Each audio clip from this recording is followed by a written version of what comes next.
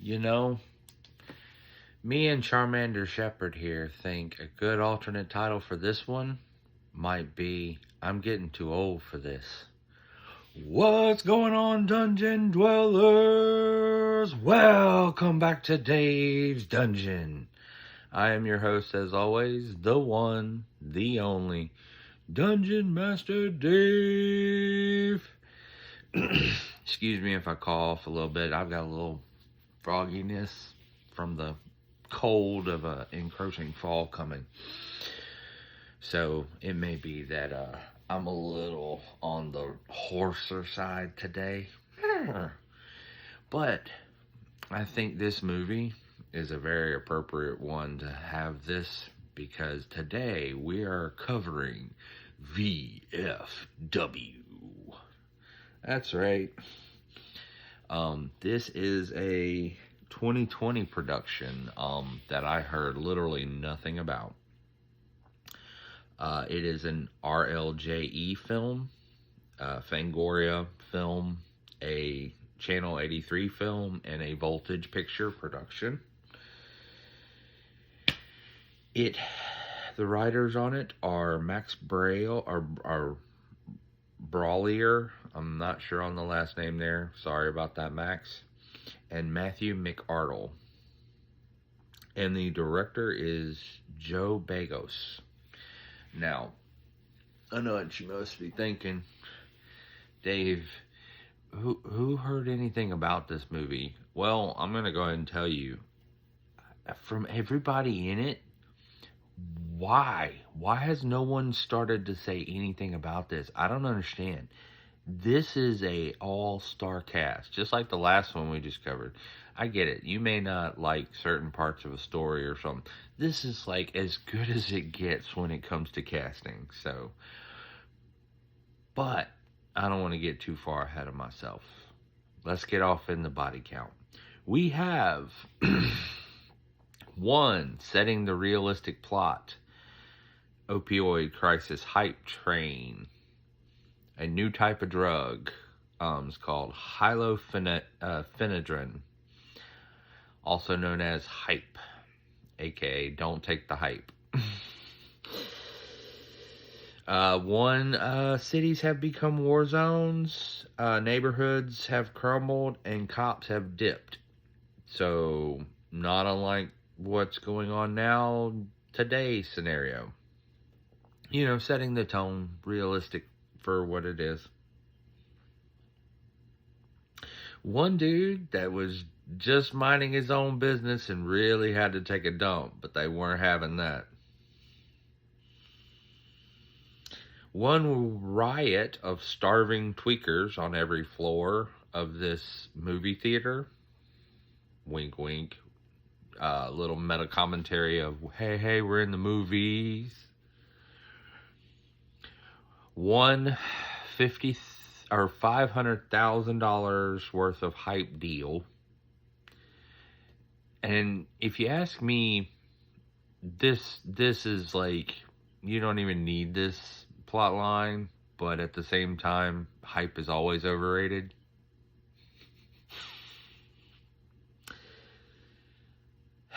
One, you done fine work, set up the meeting, sending your brother in to do the dirty work. One, if you really want it, junkie skydive, because he throws a little vial off a ledge and goes, you can fly, you can fly, you can fly, you can fly, you can fly. And of course, the landing leads us right into the VFW title card. One swap of perspective. Now we're dealing with very exact times and dates and who was where and when, and you know, we snap to Friday at 3:35 or 3:55 p.m.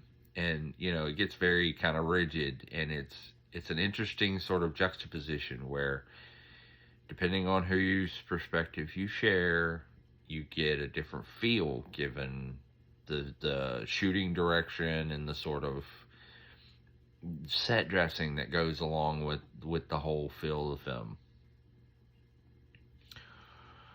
One Fred Paris, also known as Stephen Lang. Uh, he is so good for this, and he's on his drive to work through the mean streets. And they really play this up, but this could have been today. One Picking Up Your Best Friend Abe Hawkins and stealing and starting the day off right, quote unquote. Because I don't know too many people who are ready for unleaded that early. One, this neighborhood is going to hell conversation as they go into the VFW. One old ass Walter Reed, aka William Sadler in this film, rode in the bed of the truck to the bar. Because, of course, once a Marine, always a Marine. One, it's Fred's birthday, but he's touchy, so don't go telling people about it like everyone doesn't know. One, I had a dream, Fred. You hit every goddamn pothole in town. It was deliberate, wasn't it? Where are you from, deliberate? Quote. I swear, the dialogue in this, and the whole reason I put that in, the dialogue in this is stellar. Okay, it's really tightly written, and you can tell it's definitely been consulted by actual people in the military, because it has that sort of, I hate to even use the word nuance, but it kind of does have the needed vulgarity, the sort of needed sort of testing each other and vulgarity and stuff going on that I've heard other military people use. So it's an interesting point to say that there's nuance here in the you hit every goddamn pothole, didn't you? Oh, my life is a charm. I lead a very charmed life here. One USMC number 915657 Armored Unit Transport. And the unit along with it, right back together at the bar again. One bar on its last legs, and everything inside it, including the TV, just barely working. And it's weird, because I think back to times when I've visited places like this, and that's the situation. Most of these places aren't understood, and so VFW homes are just sort of neglected to death. One, I brought that all the way from Bloody Ridge. Chekhov's knife. If you see it in the first act, kids, if you see it in the first act, it will get used. One, I used to like that story. Yeah, and I used to get hard without the little blue pills. Quote. One, to us, still fucking here. Quote. And guys, I gotta say, you may or may not be a military person. That's an understandable point. As some of the people in this film, they aren't military people, but they got the right attitude. And this is not to say going over there and fighting, that's one thing, okay? But the sort of attitude of this movie, you feel it. You get the idea that some of these people are one way, and some of these people are a completely different way. And because of that, because of the differences, you get one group and you get another. So, without spoiling too much of it, because I know some of you haven't watched this film, you're listening to me to get a sense. You have the military on one side and some of the other people that come along, and then you have the tweakers. So that's about as far as I want to go into it. One lizard finds her sister thrown off a ledge because she was all hyped up. One Lou Clayton also known as Martin Cove, another big name in having ever done a movie ever or any kind of action thing, all dressed up like a car salesman. I mean, he plays the best sort of like weasel role. And this at this point you're going, holy shit, who isn't in this movie? One, you gotta go where everybody knows your name. Thomas Zabrinsky, also known as the Great George Wendt. Yeah, who the flip isn't in this movie? It's starting to get a little cheersy in here, though. You've also got one Doug McCarthy, aka David Patrick Kelly. And holy shit, I love that guy. Holy shit. And he looks like he belongs there. I mean, if you've ever seen Twin Peaks, which I know is a weird segue, you know him in his younger form. This will be a culture sort of shock to you because he looks like he belongs here. He has the look for this movie. One, you keep reminding me of my birthday and it's no soup for you. Frank's getting a little pissy. One, hey, I heard they got scientists making that shit now. I got a prescription. Because of course, Doug has a prescription.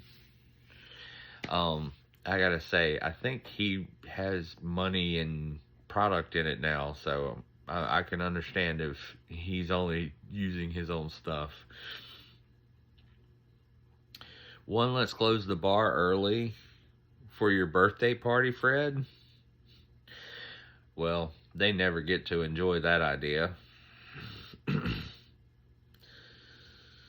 One, the movie theater was locked down earlier, but now Lizard just walks right in as if she's supposed to be there, and then kind of gets in a little inside place, and the person who was supposed to be guarding it is no longer there, and it's a super weird sort of, how did she just walk in there? One, telling war stories with your buddies, about your buddies. Because, yeah, man, some of these stories they tell are wild, but it's funny because they're talking about people who are right there. One soldier, though, fresh from the war, stumbles in, first day back for a Sean. I didn't catch his last name, but we know him as Sean. One soldier, you like American poontang? Quote. And I mean, it is probably the best punchline sort of giggle I've heard from a group of old men in my life. One, putting on your glasses to see the no pussy hairs. I can't believe I even said that. Like, I'm quoting the movie, guys. One, what gives her the right to shave herself? Well, it's her pussy. Quote. One, Moonraker joke. And I mean, it is probably the best Moonraker laser joke about body hair removal you will hear this week. One, you don't understand. I miss the jungles, man. Quote from Abe, because apparently he likes them hairy. One, the lights go out just as the party's starting, because of course they do. Everything in this place is busted, including the place. One, the hype has gotten out of control and it's time to leave. One, David Patrick Kelly tripping balls outside because they make him leave. They make him go outside with his skunk weed. When one, sending the hypers after a thieving lizard who runs into the VFW. One army of brain dead zombies is still an army, quote. Because of course it is. One, I'm too stoned for this. Hey guys. Bye, Doug. Well, not quite, but it's Doug gets a little messed up. One shotgun foo with full decapitation. And I mean, for those of you who are squeamish, it's a rough scene, man. It's a rough scene. One, I'm dying, Fred. No, the fuck you're not, soldier. Conversation between Fred and Doug. One, it's been a long time since Nam seen old Big Bear foo.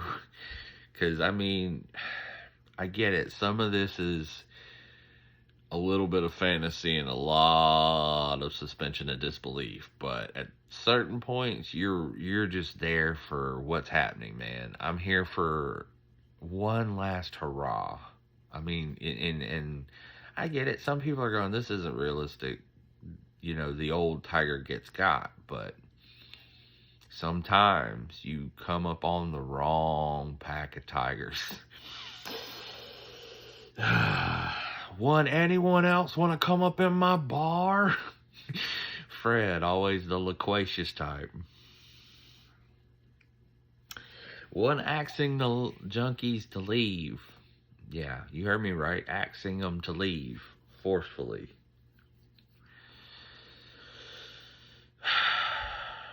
One, Thomas finally goes to that big bar stool in the sky, where everybody knows shit.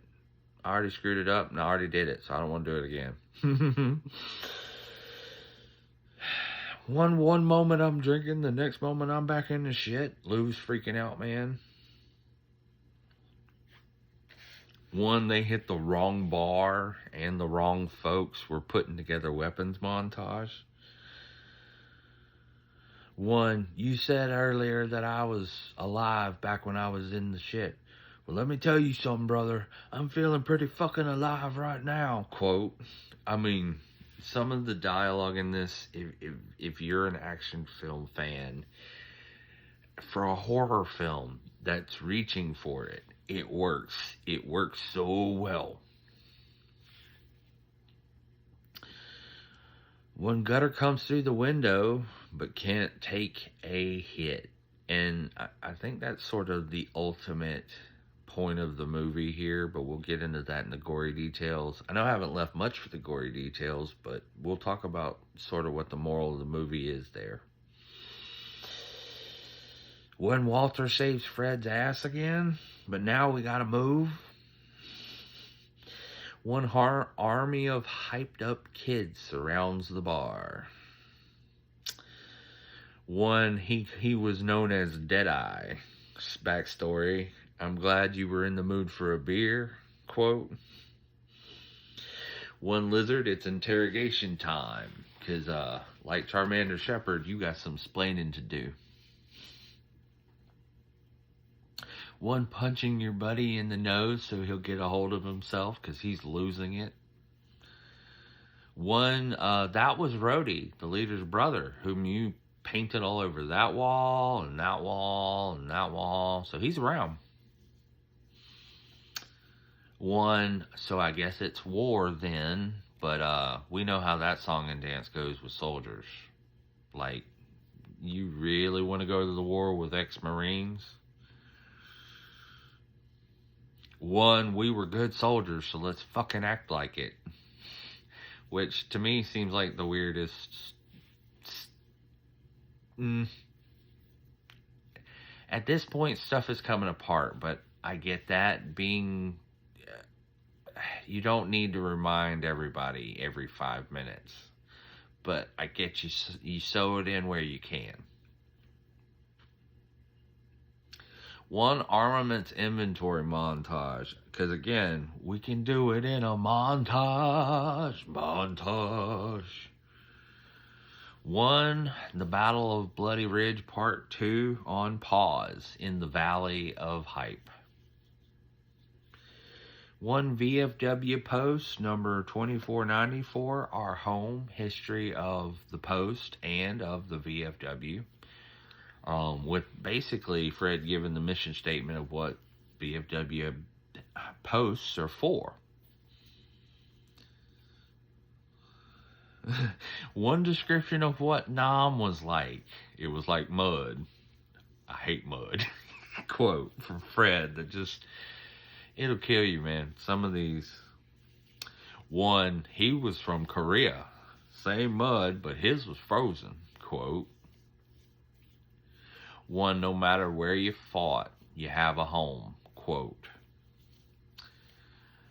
One, they're playing our song, It's Time to Dance, build up, which I gotta say, the way the soundtrack works and the way the filmmaking works in this film, real big kudos to Joe Begos, who did all this. I mean, really big kudos, because you're not gonna have a dry moment, you're not gonna have a slow moment here, you're not gonna have a, that was an awkward song in the intro there, or that was a weird sort of song to set all this to. No, everything is tippy top. Well, come on, motherfucker. Tearing down the hype train of zombies, because it's been 5 minutes, we need to kill more people.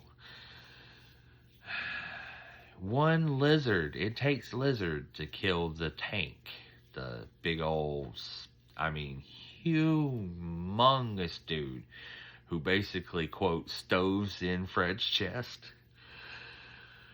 One, last rounds that aren't really the last rounds. Everybody drink up. One, damn, Doug still ain't dead. The actual goat. One, your foxhole chat needs work. Jesus, fuck. Lou's still losing it, and William Sadler's giving it to him. Lou mistakenly thinks he can negotiate with terrorists, though, but he goes out like a boss.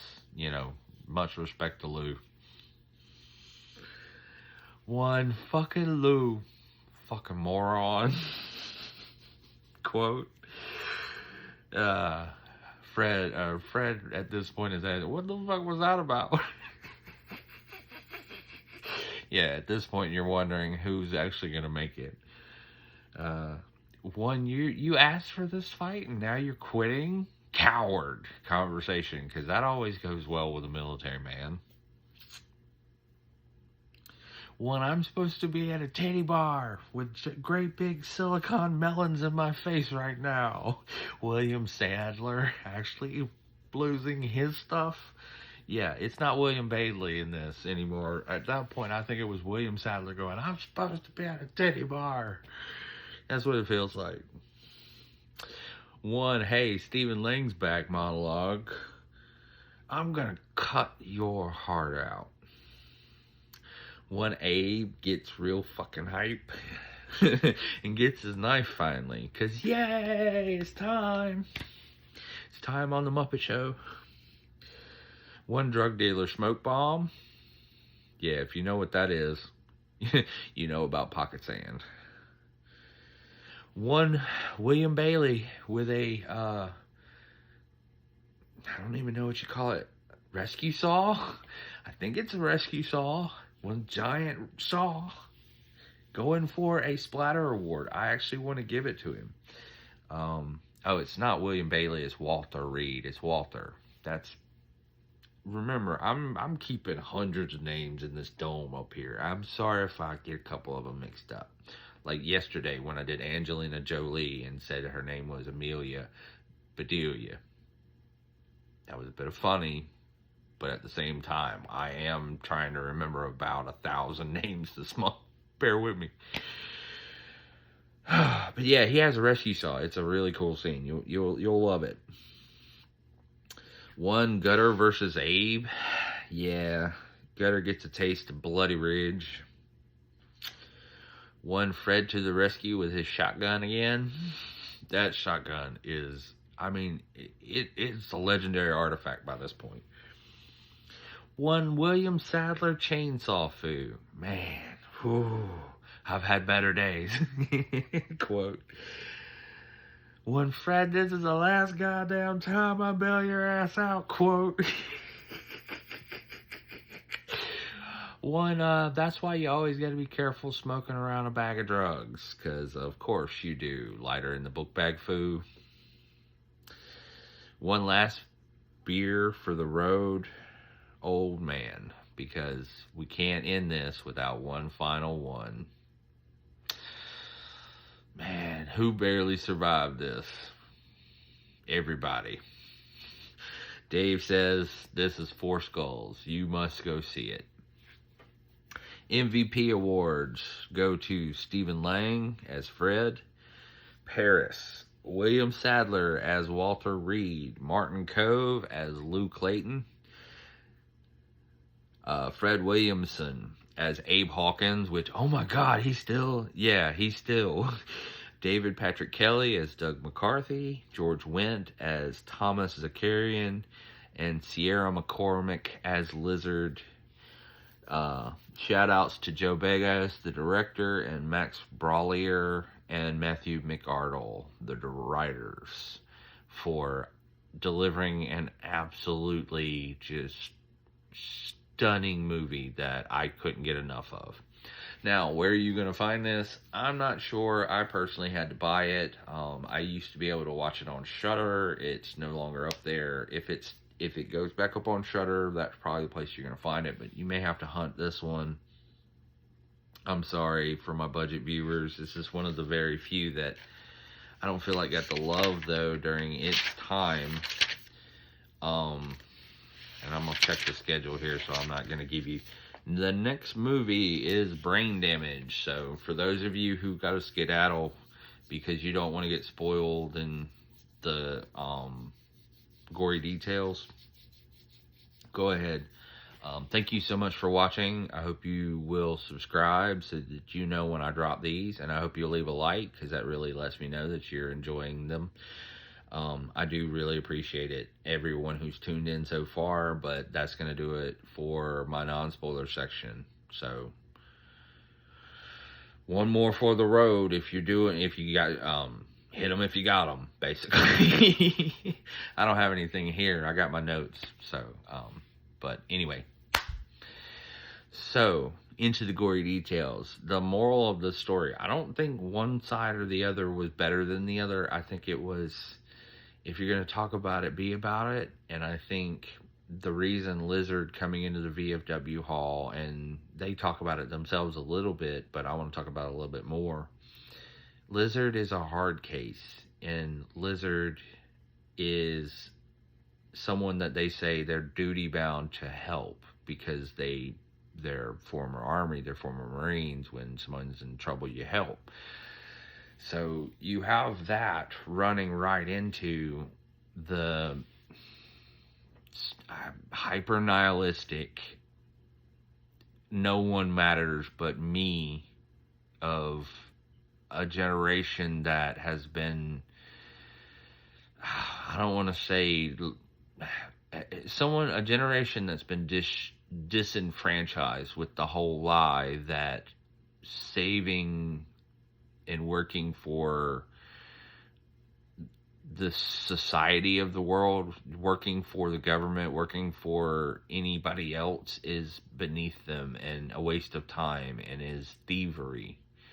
Whereas the military side of this is duty, honor, sacrifice. You know, you live by who you work for, and you work for the people you protect. And so you really do have, I don't want to say factions, but you do have factions. And the moral of the story is sort of, don't talk about it, be about it. And